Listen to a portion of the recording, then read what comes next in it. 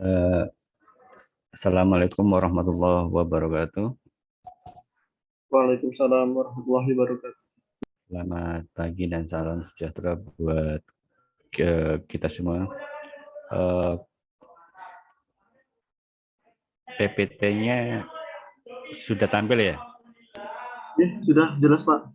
Tampil. Bentar. Saya tutup pintu dulu. Ribut banget itu loh.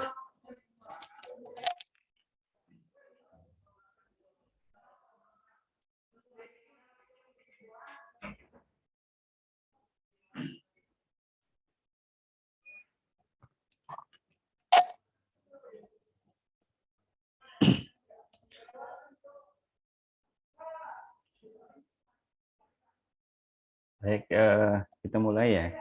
Kalian sudah belajar hukum perdata kan ya?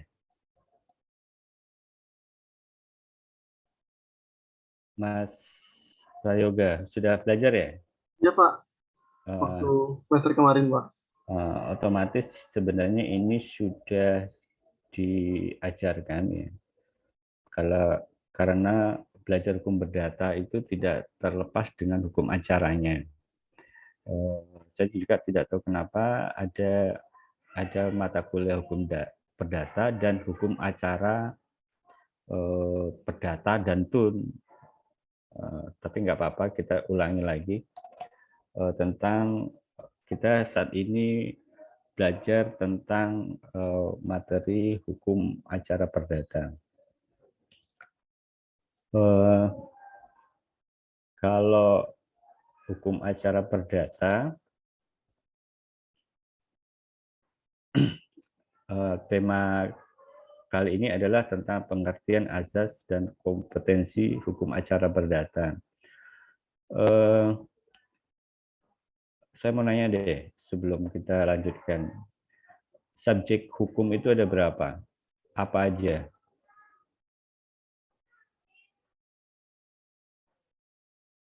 Ada yang tahu subjek hukum ada berapa? Itu ilmu dasar banget itu. Izin Pak, setahu saya subjek hukum ada dua. Yang pertama person dan yang kedua badan hukum.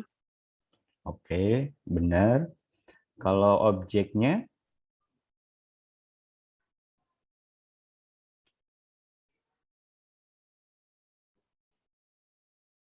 Subjeknya orang dan badan hukum. Kalau objeknya? Barang itu Pak. Iya, barang atau benda. Barang atau benda, tetapi ada benda yang terjangkau ya, terjangkau oleh panca indera. Tidak semua benda sebagai objek objek hukum. Misalnya benda yang tidak terjangkau itu contohnya apa? Udara. Iya, udara, angin dan langit, dan itu juga sebagai objek hukum. Kalau contohnya peristiwa hukum? Jiwa hukum kayak kelahiran, terus meninggal Pak. Ya, pewarisan, pernikahan, ya, jual beli dan sebagainya itu peristiwa hukum. Kalau hubungan hukum, Hak milik, hak guna usaha itu Pak, hubungan hukum. hubungan hukum si A dengan si B, ya, melakukan jual beli itu maka terjalin hubungan hukum. Ya. Si A dengan si B sewa menyewa, jual beli dan sebagainya itu terjadi hubungan hukum. Nah, hubungan hukum itu bisa hapus apabila para pihak itu sudah melaksanakan kewajiban-kewajibannya. Misalnya jual beli. Jual beli ke si penjual itu menyerahkan barangnya dan si pembeli mendapat haknya, ya misalnya uang dan sebagainya. Nah, ketika itu sudah terjadi, maka hubungan hukumnya sudah hapus. Seperti itu. Jadi ini sangat berkaitan dengan nanti subjek hukum ya. Subjek hukum misalnya antara penggugat dan tergugat itu kan terjadi subjek hukumnya itu orang. Kemudian kalau penggugat sama tergugatnya itu perusahaan, ya. Jadi orang dengan badan hukum seperti itu sangat berkaitan. Nanti ada peristiwa hukum apa yang terjadi sehingga masuk ke ranah hukum perdata. Jadi kalau ngomongin hukum itu terbagi menjadi dua, ya. Hukum formil dan hukum material. Yang tadi saya contohkan, ketika terjadinya jual beli, si A menjual, si B membeli, kemudian si A setelah memberikan barangnya, si B tidak memberikan uangnya, ya. Si penjual tidak memberikan uangnya, maka terjadilah pelanggaran hukum material atau formil? Material, Pak. Ya, terjadi pelanggaran hukum material, ya. Maka hukum formil itu juga disebut dengan hukum acara perdata. Jadi untuk menegakkan hukum formil, maka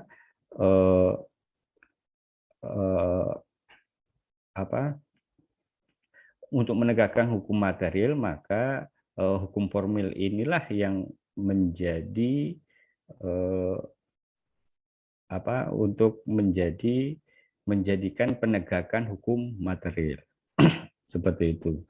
Bagaimana beracara di peradilan, ya, di hadapan hakim itu ada acaranya. Misalnya penegakan hukum material, ya. Maka hukum formil itu ada, misalnya di KUH Perdata itu juga mengatur hukum formilnya.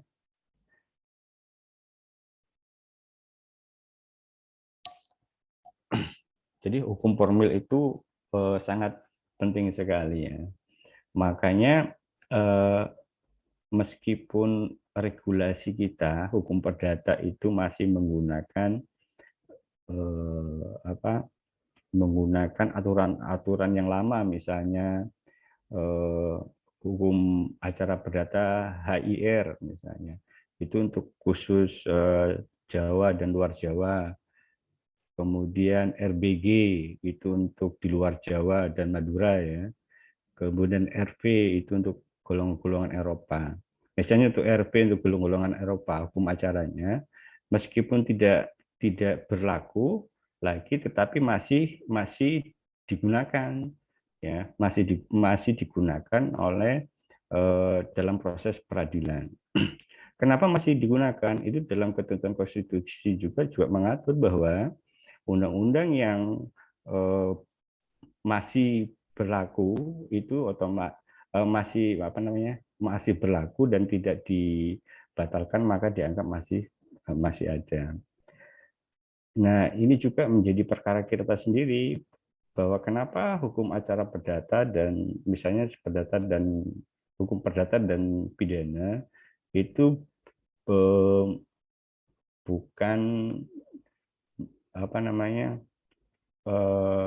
membuat sendiri, ya, maksudnya mengubah hukum pidana atau perdata warisan Belanda. Sampai sekarang belum ditetapkan hukum pidana atau perdata yang baru, masih menggunakan yang lama.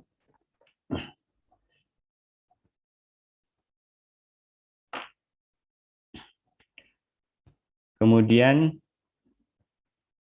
tadi sudah jelaskan hukum acara perdata atau disebut hukum formil itu mengatur tata cara memperoleh hak dan kepastian hukum manakala terjadi sengketa melalui pengajuan permohonan ke pengadilan. Jadi sengketa itu harus diajukan ke pengadilan. Jadi proses, ya, otomatis melalui gugatan sampai dengan putusan atau eksekusi. Kemudian ada beberapa pengertian yang dilakukan, misalnya pengertian hukum acara, ya. Misalnya Sudikno mengatakan bahwa Hukum acara sebagai peraturan hukum yang mengatur bagaimana caranya menjamin ditaatinya hukum perdata material dengan perantaran hakim atau peradilan. Kemudian Wiryono, Abdul Qadir dan sebagainya kurang lebih sama. Bagaimana tata cara perkara di pengadilan. Nah, hukum acara itu bukan satu sumber hukum aja yang saya sebutkan tadi, misalnya HIR, RBG, RV, juga ada sumber hukumnya Undang-Undang Kekuasaan Kehakiman, ya, Undang-Undang Peradilan Umum, Undang-Undang Peradilan Agama, dan TUN itu masuk. Kemudian hukum acaranya, sumber hukumnya itu peraturan Mahkamah Agung, ya, itu masuk dalam hukum acaranya. Jadi hukum acara itu bukan satu hukum, diatur dalam satu undang-undang saja, tetapi tersebar di berbagai regulasi yang ada, ya, seperti itu.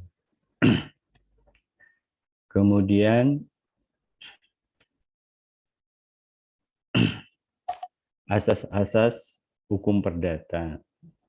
Ini pelajaran dasar ya, nanti kita belajar, setidaknya nanti kita praktek membuat surat kuasa dan gugatan. Jadi proses gugatan. Meskipun tidak berasal dari Fakultas Hukum, tetapi kita coba membuat surat gugatan di peradilan perdata atau TUN, nanti kita contohkan. Asas-asas hukum perdata, ya, itu tadi diberikan pengertian oleh beberapa pakar. Pengertian asas itu apa? Ada yang tahu asas?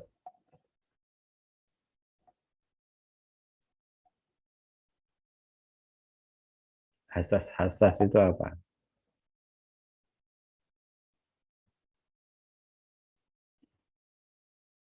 Dasar-dasar, Pak. Ya, dasar, pendoman, ya, norma dan sebagainya. Itu pengertian asas. Asas itu sangat penting, ya.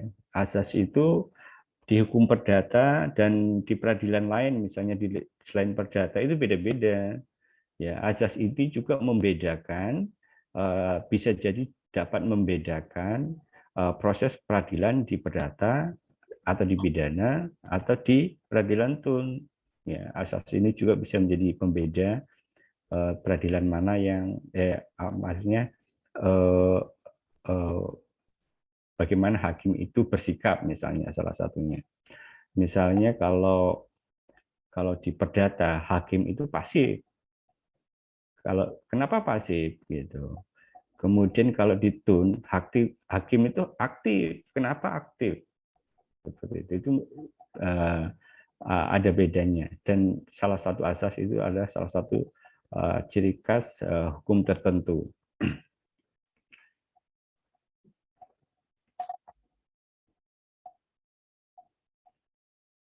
Setidaknya ada asas negara hukum, ya. Asas negara hukum ini dalam semua peraturan perundang-undangan menggunakan asas sebagai negara hukum. Karena sebagai landasan fundamen bahwa negara Indonesia adalah negara hukum. Ini asas yang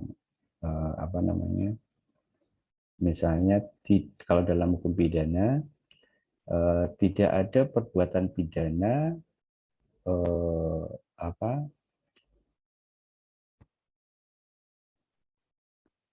dalam pasal 1 itu tidak ada perbuatan pidana yang tidak dapat dihukum, seperti itu. Misalnya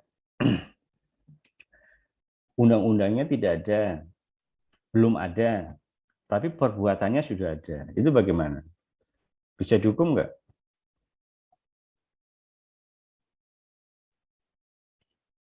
perbuatannya sudah dilakukan, ya, perbuatan tertentu, tapi undang-undangnya tidak mengatur.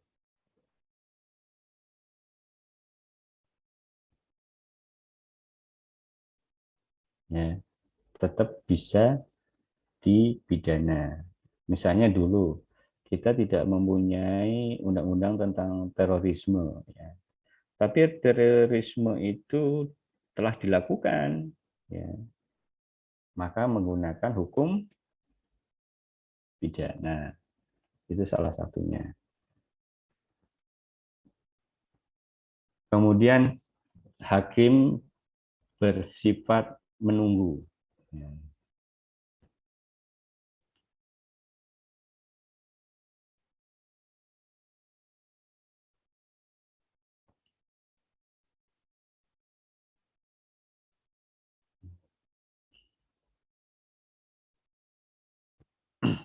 Hakim itu bersifat menunggu.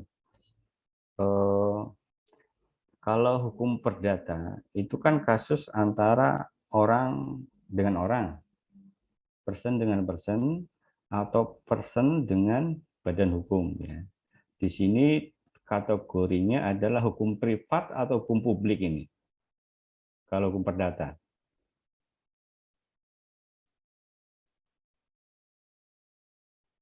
Kategori hukum privat atau hukum publik.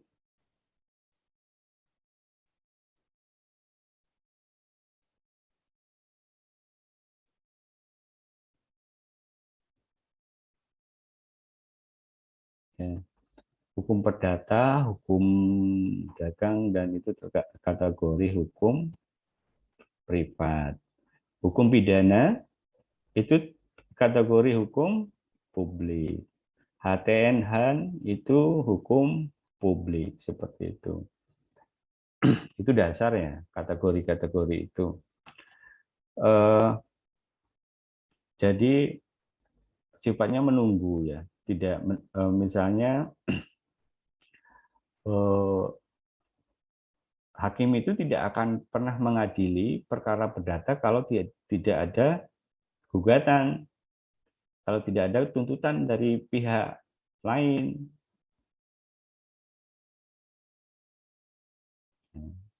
Kalau perkara pidana, beda lagi. Ya, misalnya kalau perkara pidana otomatis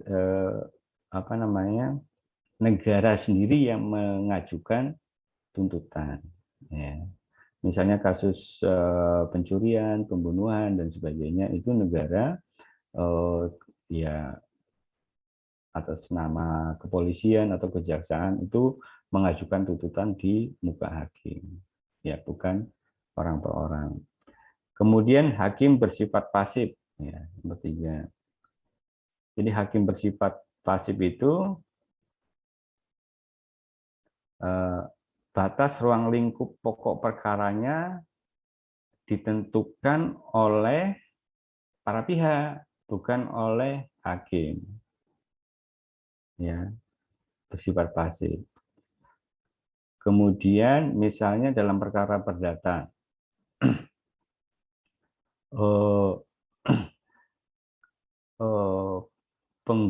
contohnya ya, penggugat mendalilkan bahwa tergugat harus membayar 10 juta misalnya.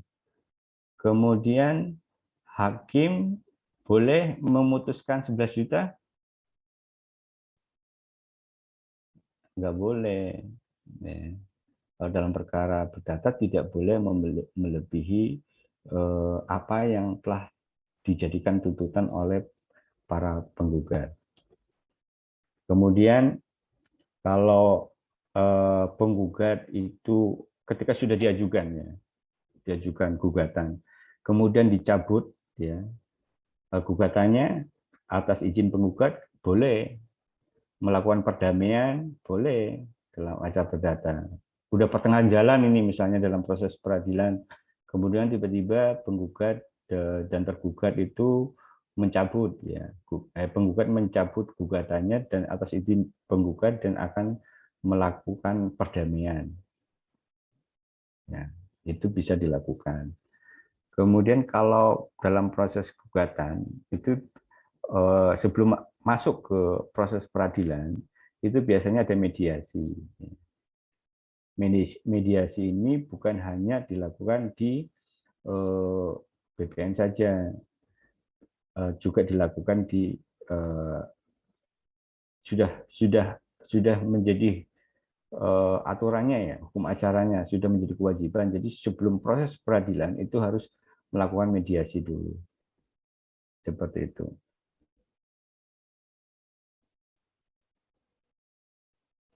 Kemudian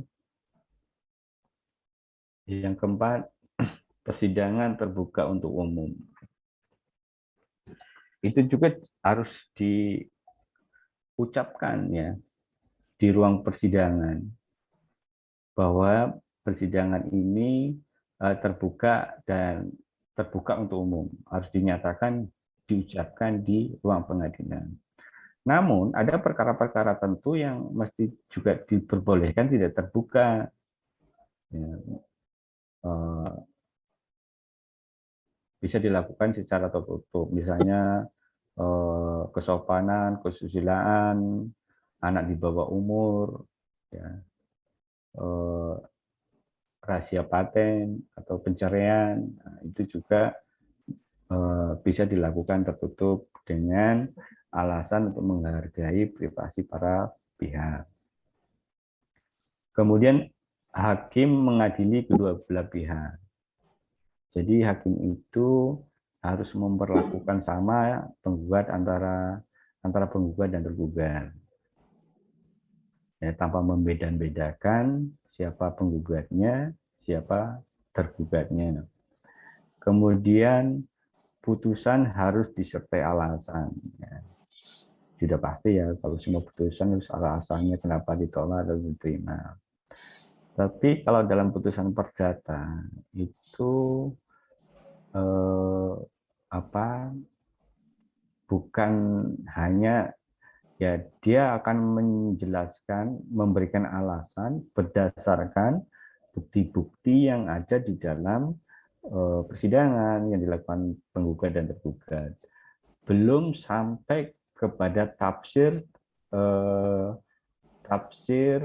undang-undang, tafsir objek gugatan, pasal yang jadi objek gugatan, belum sampai ke situ. Berbeda dengan putusan Mahkamah Konstitusi misalnya, dia sudah melakukan tafsir terhadap norma-norma teks yang ada di dalam undang-undang. Kemudian beracara dikenakan biaya. Nah, dikenakan biaya ini bisa juga dengan cuma-cuma, dengan gratis ya, dengan syarat-syarat tertentu, misalnya orangnya miskin dan sebagainya. Itu ada prosedurnya untuk beracara dengan gratis atau tidak dikenakan biaya. Biasanya siapa yang menanggung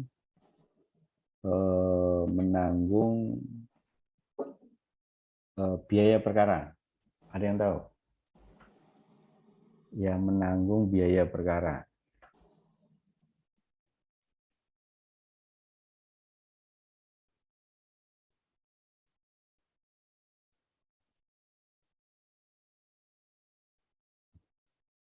Yang menanggung biaya perkara siapa? Penggugat, tergugat, atau siapa? Izin Pak, penggugat ya. Pak. Penggugat. Ada yang lagi selain penggugat. Alasannya apa?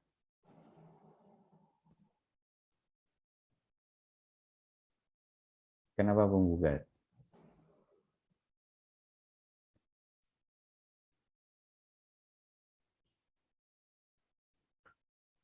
Izin Pak, tergugat Pak. Kenapa? Maaf Pak sebelumnya, karena kemarin saya pernah baca surat itu loh, kayak tuntutan. Jadi jika terbukti bersalah maka biaya ditanggung tergugat kayak gitu Pak. Iya. Jadi tergantung dengan tuntutannya. Ya.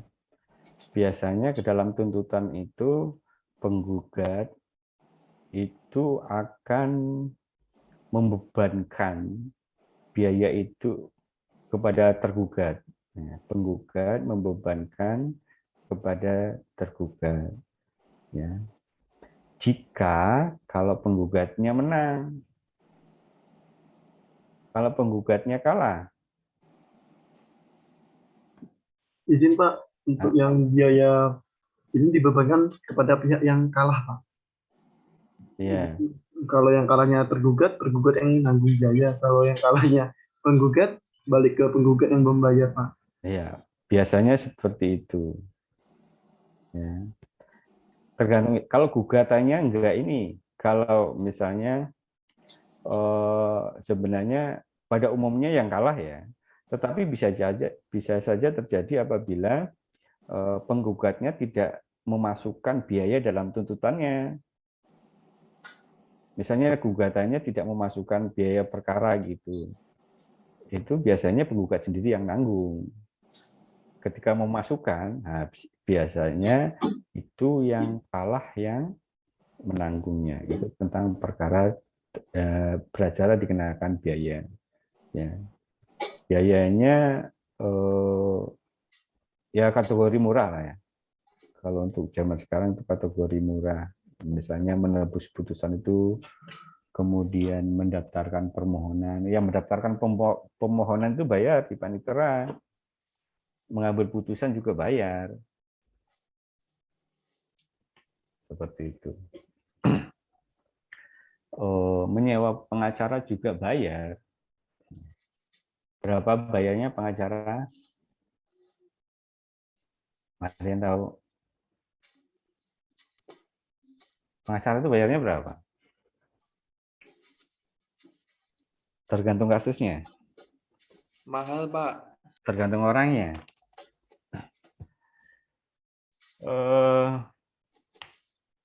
Pengacara itu ini ya, apa namanya? Jadi biayanya itu ya kesepakatan antara yang pengacara dengan orang yang meminta jasanya. Dan itu harus ada surat kuasa. Surat kuasa juga harus ditentukan. Misalnya surat kuasa itu hanya di pengadilan negeri saja, ya. Atau bisa sekaligus dengan sampai urusannya selesai, ya. Sampai ingkrah Mahkamah Agung, bisa saja juga seperti itu. Ya, otomatis biayanya juga berbeda.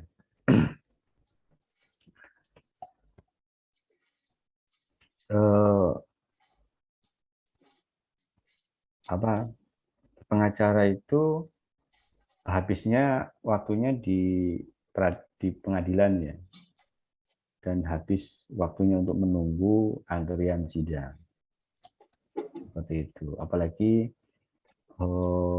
saya nggak tahu perkembangannya. Ada sidang peradilan online. Nah, sidang peradilan online.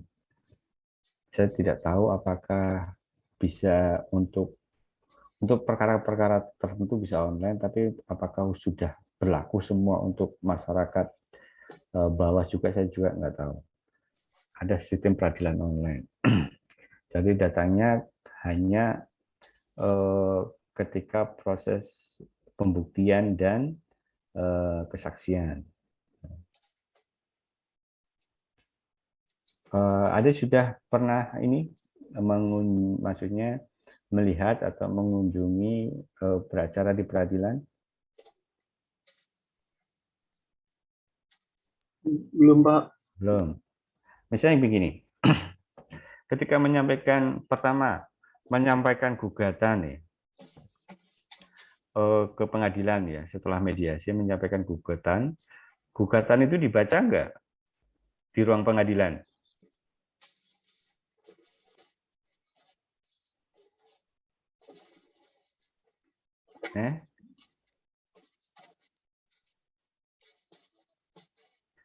Kalau sidangnya dibuka, ya, misalnya ketika ada gugatan, ya, Ya biasalah ketika gugatan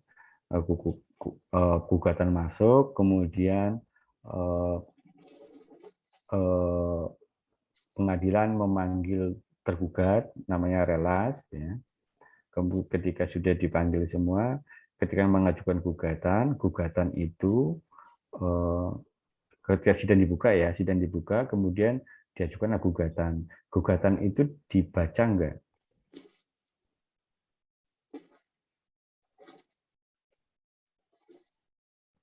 Di ruang persidangan, misalnya gugatannya ada 10 halaman itu dibaca enggak?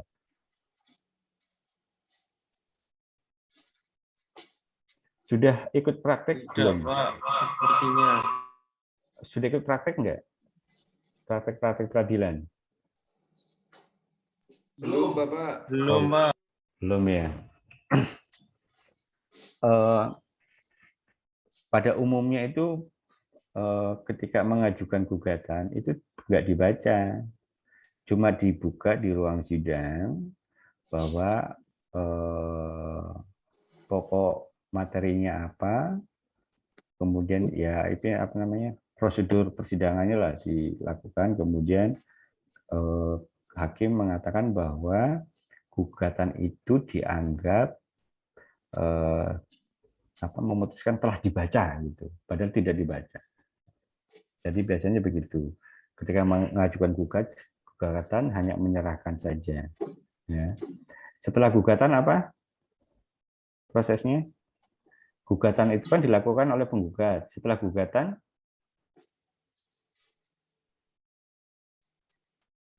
jawaban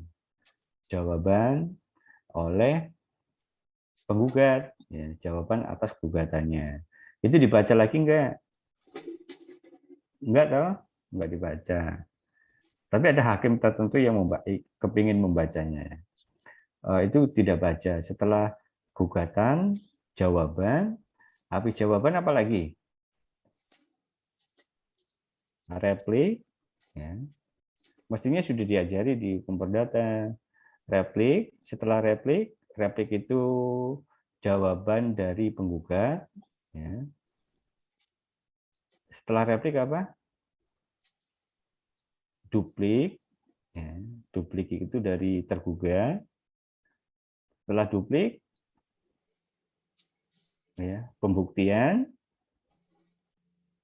Ya, pembuktian itu surat saksi, ya, surat-surat saksi-saksi, pengakuan-pengakuan. Setelah pembuktian, dalam hukum acara perdata bisa nggak melakukan misalnya mengundang keterangan ahli?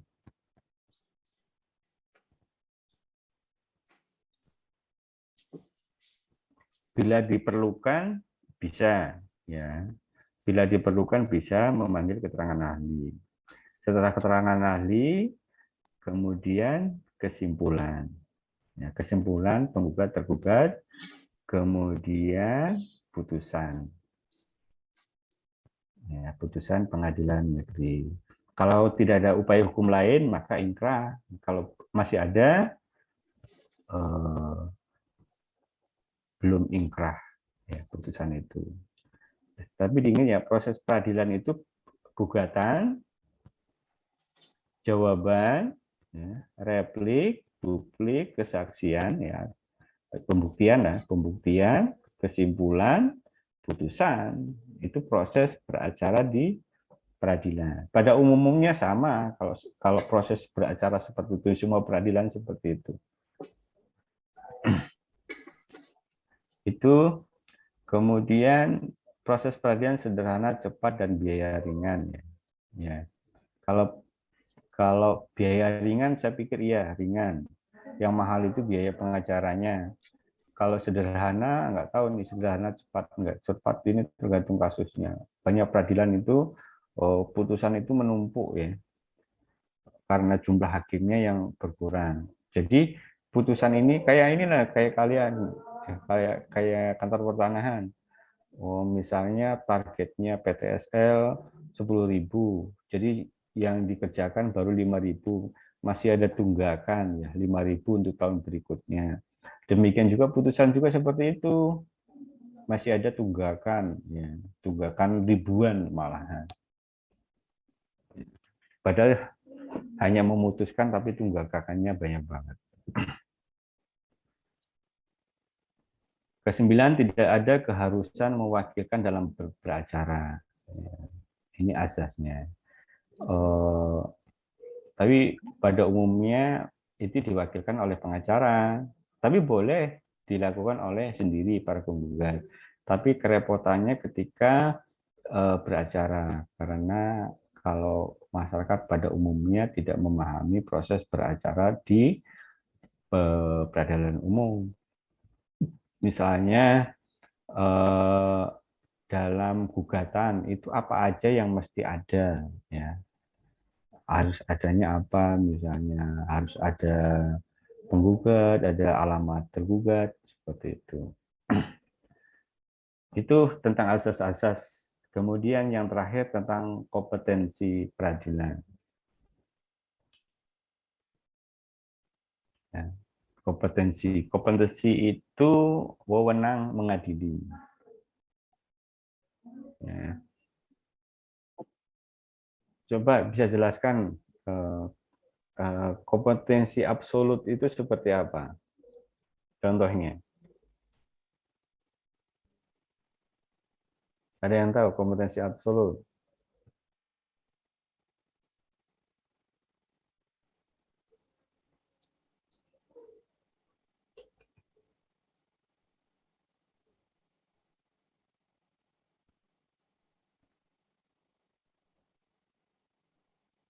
Ini penting loh, kompetensi absolut ini.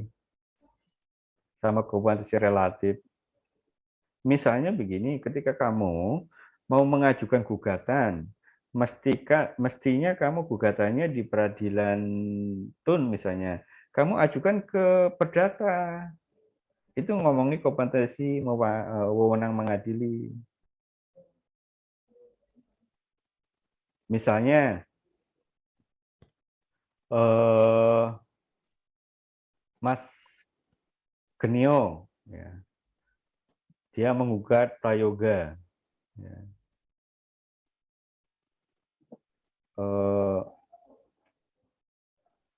Prayoganya KTP-nya di misalnya di Semarang, ya. Tapi kerjanya di Jogja. Mas Genio mau mengajukan gugatan, ya misalnya gugatan perdata, itu kemana? Semarang atau Jogja? Semarang, Pak. Semarang, ya, berdasarkan KTP-nya. Misalnya gugat Mas Genio mau menggugat 4 orang, ya. Misalnya gugat saya, Prayoga, Pandi, gitu. Ada di Semarang, ada di Jakarta, ada di Surabaya. Gitu. Itu mau gugatannya mau kemana?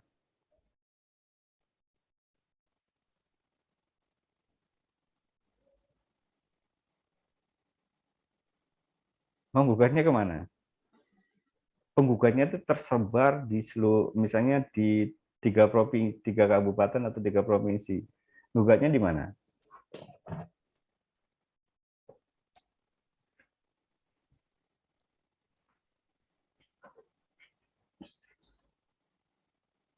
Di pengadilan umum, Pak. Iya, pengadilan umum. Tapi lokasinya di mana? Di Semarang kah, di Jogja kah, di Jakarta kah? Para penggugatnya itu nggak satu wilayah. Izin, Pak. Nggak tahu, Pak. Ada yang tahu nggak?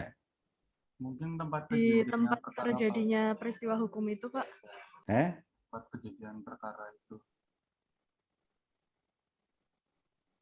Terjadinya peristiwa hukum. Ya, ini ngomongin objek nanti ya. Ini ngomongin subjek dulu. Kalau di dalam hukum perdata itu beda lagi nanti dalam pidana. Kalau hukum perdata Misalnya ada tergugatnya ada 3, itu terserah penggugat mau kemana menyerahkannya, mau terdekat, mau terjauh, mau yang paling sadis misalnya melakukan prestasi, itu terserah. Ya. Jadi domisili itu terserah penggugat untuk memilih lokasinya.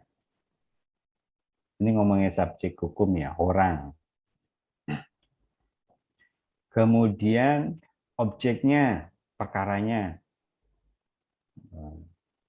Ini kalau ngomongin objek, misalnya perkara tanah. Ya. Perkara tanah itu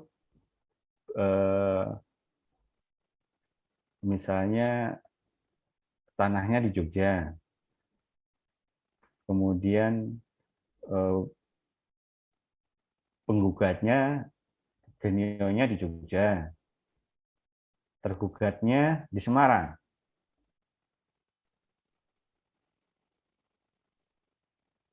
Jadi pilihannya, jadi gugatannya itu mengikuti objeknya, ya, mengikuti objeknya.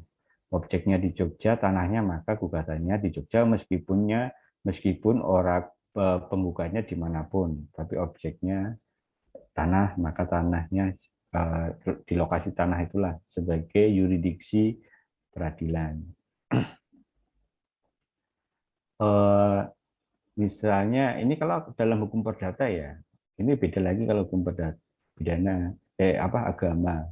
Kalau dalam hukum perdata, maka gugatannya di mana lokasi tergugat. Ya. Ingat, gugatannya di lokasi tergugat.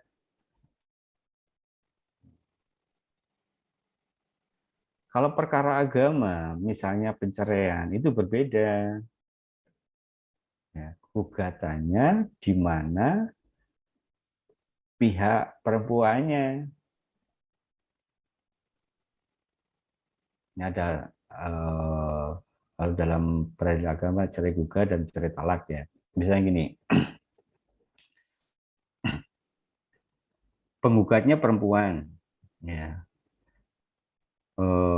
dia di Jogja misalnya, penggugatnya perempuan di Jogja, laki-lakinya di Papua misalnya, dia mengajukan gugatannya di mana? Jogja, Pak. Di Jogja, ya. Itu beda kalau peradilan agama di mana posisi perempuannya, meskipun dia sebagai penggugat. Kalau sampai kita tergugat, di mana posisi tergugat? Kalau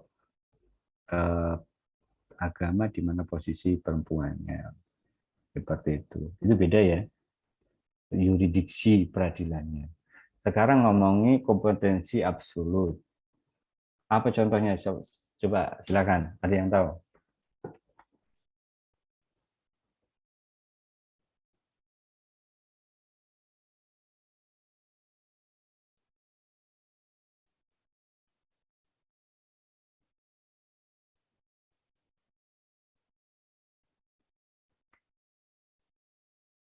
Contohnya gimana? Ada yang tahu? Silakan. Misalnya begini, kompetensi absolut itu objek gugatannya adalah putusan pejabat tun. Ya. Objeknya keputusan pejabat ya. Itu maka harus dilakukan di peradilan tata usaha negara. Ya. Kalau masuk ke peradilan agama, masuk ke peradilan perdata, maka itu kompetensi absolutnya, itu namanya kompetensi absolutnya tidak bisa.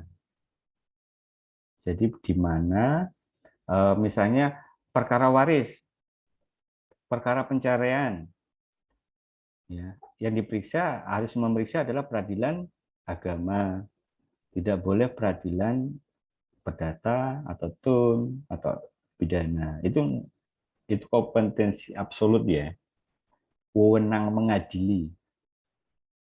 Kemudian kompetensi relatif ya. Kompetensi relatif itu yang saya jelaskan tadi tentang yuridiksi. Misalnya peradilan mana yang berwenang. Misalnya seharusnya peradilan perdata, misalnya peradilan umum Jogja mengajukan gugatannya di peradilan umum Semarang. Nah, itu namanya kompetensi relatif. Nah, kompetensi relatif ini juga bisa digugat. Misalnya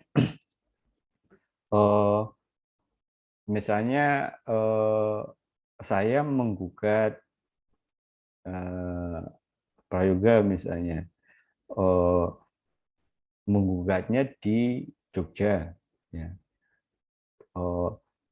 Prayoga nggak setuju sebagai penggugat. Saya tidak setuju mengajukan gugatan di peradilan. Gugatnya komplain. Maksudnya seharusnya peradilan itu dilakukan di peradilan umum Semarang. Maka namanya Prayoga harus melakukan eksepsi di proses peradilan. Nanti putusan jadi prosesnya ada 2 putusan nanti hakim itu ada putusan sela ya, sebelum proses itu berakhir ya, itu ada putusan sela. Putusan sela itu hakim menentukan bahwa hakim itu berwenang atau tidak dalam perkara ini di pengadilan Jogja. Kalau berwenang ya lanjut, kalau tidak berwenang ada 2 itu tergantung tergugat dan penggugatnya. Kalau sayanya tidak mau, hakim itu maksudnya memutuskan tidak berwenang. Saya sebagai penggugat, saya tetap ngotot, tetap dilanjut di pengadilan Jogja misalnya. Itu bisa juga dilaksanakan. Putusan sela itu udah selesai, putusan sebagai putusan akhir, kemudian saya bandingnya putusan sela ya, wewenang mengadili doang, bukan putusan pokoknya. Bingung kan? Ya, saya juga jelasinnya bingung. Seperti itu ngomongin kompetensi absolut atau relatif. Itu harus paham posisi pengadilan mana yang berhak berwenang untuk mengadili.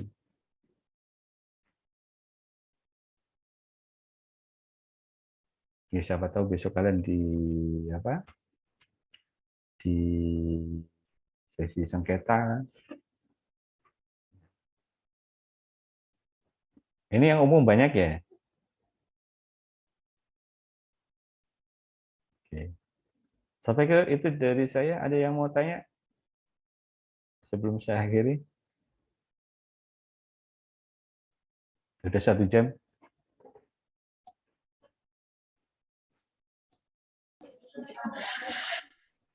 Kalau ini bukunya banyak ya.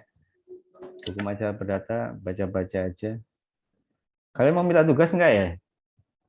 Enggak. Izin bertanya, Pak. Yang apa? Izin bertanya, Pak. Oh, silakan. Perkenalkan, Pak, nama saya Harun. Ketika Pak tanah itu sedang berkelas F, Pak. Ketika tanah itu sedang berperkara, Pak, tanah itu merupakan sebuah HGU. Kemudian diperkarakan oleh penggugat dari tingkat pertama sampai dengan banding kalah, kemudian mengajukan kasasi. Nah, posisi tanah tersebut apakah boleh dilakukan pelepasan hak atau kegiatan pertanahan lainnya? Karena mungkin ada bagian yang dilakukan gugatan dan sebagian lagi ada terjadinya sengketa namun akan dilakukan mediasi. Jadi beda subjek orangnya, Pak. Tapi dengan tanah yang luas seperti itu. Jadi beberapa bagian sudah diajukan perkara, ada beberapa bagian yang akan dilakukan mediasi. Nah, selama mediasi itu timbul persetujuan untuk dilakukan dengan akta perdamaian akan dilakukan pelepasan hak. Nah, selama proses perkara itu belum selesai, apakah boleh dilakukan pelepasan hak, Pak, sebagian? Terima kasih, Pak. Ini perkara apa nih, Tun atau perdata? Perdata, Pak. Subjeknya, permasalahannya perbuatan melawan hukum, Pak, PMH. Penggugatnya siapa? Penggugatnya itu warga, Pak. Warga ya? Terhadap HGU, PT. Oh ya, oke. Paham. Jadi salah satu syarat gugatan juga, misalnya ketika ngomongin tanah, maka harus jelas luas batas, ya, luas dan batas kanan kiri tanah itu yang disengketakan. Misalnya luasnya 1000, yang disengketakan adalah 500, ya. Maka yang 500 itulah yang disengketakan di peradilan. Ya. Meskipun sertifikat HGU-nya 1. Paham ya? Meskipun sertifikat HGU-nya 1, bisa yang disengketakan adalah separuhnya. Bisa separuhnya. Itu harus jelas dalam bersengketa itu batas luas, batas-batasan luasnya berapa. Kemudian itu sudah saya jelaskan bahwa ketika mau melakukan akta perdamaian, kalau dalam kasus perdata bisa saja gugatannya itu dicabut atas izin penggugat, ya. Itu boleh. Itu tadi hakim itu asasnya pasif, ya. Itu kapan saja boleh dicabut gugatannya atas restu penggugat.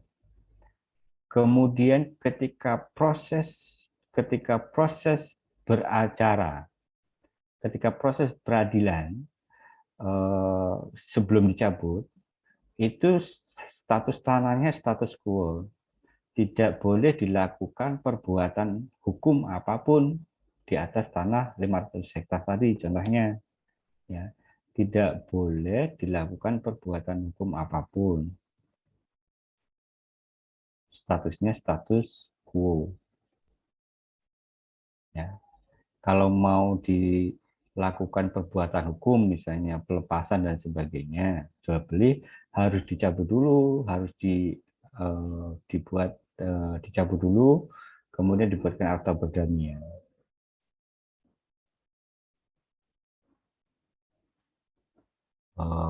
Begitu Mas Ilham, pertanyaannya ya tadi ya? Ya, Pak. Siapa? Terima kasih, Pak. Ada lagi nggak yang belum menjawab? Mungkin satu aja Pak dari saya Pak, mohon izin. Pak Ya. Adel dari kelas D Pak. Ini kan kemarin saya sempat ikut di seksi 5 Pak. Terkait dengan pertama itu ada warga pemohon itu yang bertanya terhadap kenapa proses pemisahannya itu tidak dilanjutkan. Kan setelah saya pelajari lebih lanjut, ternyata dari kantor sendiri bukannya ingin tidak melanjutkan, tapi memang tidak bisa didaftarkan karena kasusnya itu awalnya gini, Pak. Tahun 2005 itu yang bersangkutan itu mengambil pinjaman di bank dan otomatis kan terikat hak tanggungan. Tapi selang berapa tahun tanah tersebut kan sudah dijual per kapling gitu, Pak. Dan warga ingin melakukan proses pemecahan, Pak, untuk mendapatkan sertifikat masing-masing. Tetapi dari bank tersebut menolak karena dengan alasan sertifikat yang dijaminkan itu cacat hukum, Pak. Gitu. Jadi mereka menolak memberikan roya untuk agar dilakukan pemecahan habis. Dan selanjutnya warga itu protes dan mengajukan gugatan ke Pengadilan Negeri Jakarta Timur, Pak, dan menang warga tersebut. Tetapi dari pihak bank sendiri yang kalah itu tetap bersikuku tidak ingin menerbitkan surat keterangan roya tersebut. Apakah bisa dilakukan pemecahan dengan pengangkatan kitanya, Pak? Mungkin itu aja, Pak, yang saya tanyakan. Terima kasih. Iki kalau harus melihat duduk perkaranya dulu ya. Kalau melihat penjelasannya bahwa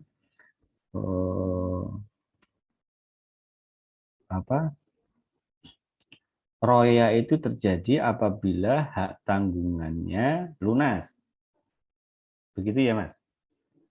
Iya, Pak, siapa? Kalau royanya sih, uangnya sih, kalau misalkan kemarin Kalau di ya, pihak bank keterangannya lunas, sudah mau dilunasi, Pak, sudah mau dibayarkan dengan sesuai dengan nilai jaminan serta bunga-bunganya, tapi pihak bank ini agak aneh gitu, Pak, karena tidak mau melepaskan hak tanggungan tersebut, Pak, karena dianggap sertifikatnya cacat hukum. Mungkin itu aja, Pak. Sehingga yang bersangkutan itu bingung juga karena dia kan juga penjual gitu loh, Pak. Dia kan warganya protes, kan sudah ada putusan dari pengadilan, tapi pengangkatan sitanya belum ada. Mungkin itu aja, Pak. Apakah bisa didaftar dengan dasar pengangkatan sitanya, Pak? Itu aja, Pak. Jadi ini ya, mestinya harus ditahu secara detail persoalan pokoknya. Pada umumnya ketika pembayarannya sudah lunas, ya, maka royalnya akan bisa dihapus, ya. Apabila saya juga tidak tahu apabila ada ketentuan lain di dalamnya. Jadi putusan ketika sudah dimenangkan oleh putusan pengadilan, berarti BPN bisa mengeksekusinya, tergantung putusan pengadilannya seperti apa. Ya. Jadi perubahan hak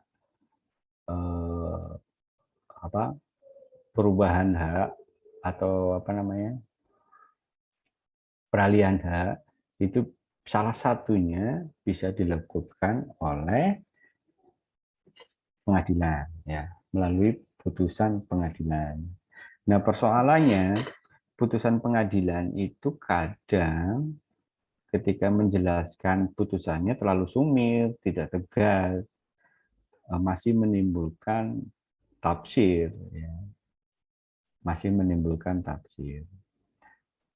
BPN ketika melihat putusan itu semestinya mengikuti putusan. Kalau putusannya itu sudah ingkrah, ya, bisa dipecah, bisa dilakukan perbuatan hukum atau peralihan. Kalau dasarnya kan sudah lunas, masalahnya roya itu kan bisa dicabut kalau sudah lunas hak tanggungannya, ya, bisa dihapus maksudnya. Semestinya bisa melakukan perbuatan hukum berdasarkan putusan pengadilan, Mas. Begitu.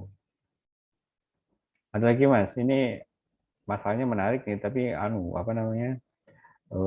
persoalannya harus detail, menjelaskan apa yang digugat, pokoknya apa, masalahnya apa. Ya. Siapa intinya dia kan intinya itu ingin aja Bisa melakukan pemisahan, Pak. Tapi dari bank itu seolah-olah tidak kooperatif gitu loh, Pak. Itu tapi aja, kan sertifikatnya posisi di mana? Sertifikatnya masih di bank, Pak. Bang, masih HT, masih dijaminkan, masih terikat hak tanggungan dan kalau masih terikat hak tanggungan nggak boleh. Tanggungan.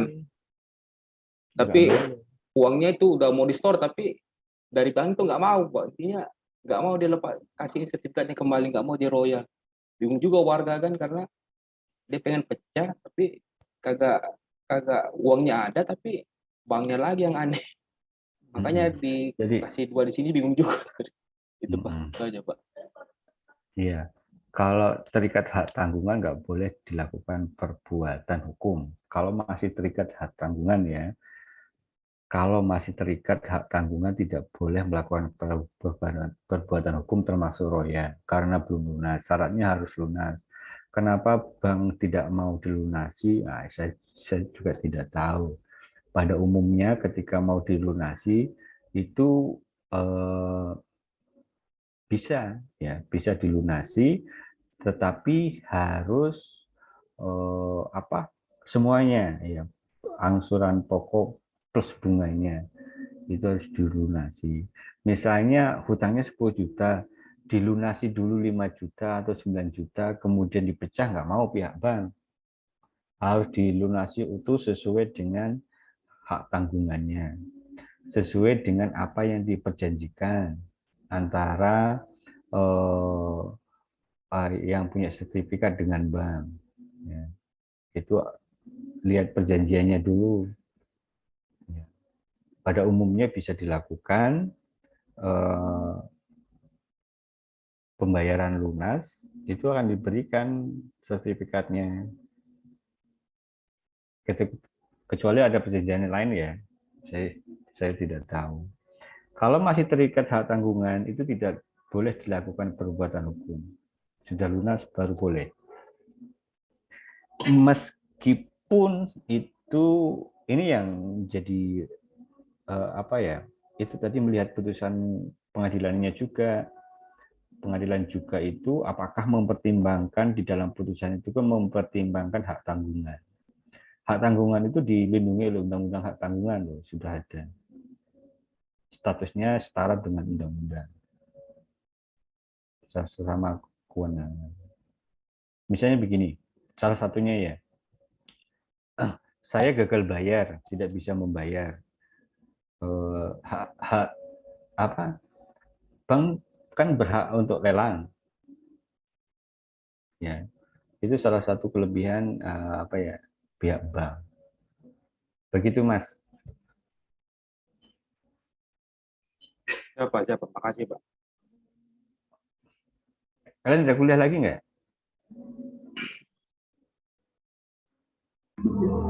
Izin Pak, untuk perkuliahan nggak ada untuk siang ini Pak. Oke, udah kita akhiri ya, nggak ada pertanyaan lagi ya. Siapa? Oke, saya akhiri. Wassalamualaikum warahmatullahi wabarakatuh. Waalaikumsalam. Waalaikumsalam. Terima kasih Pak. Terima kasih Pak. Izin Pak, mungkin untuk PowerPoint-nya bisa di-share Pak. Ya. Biar sudah membaca juga. Oke.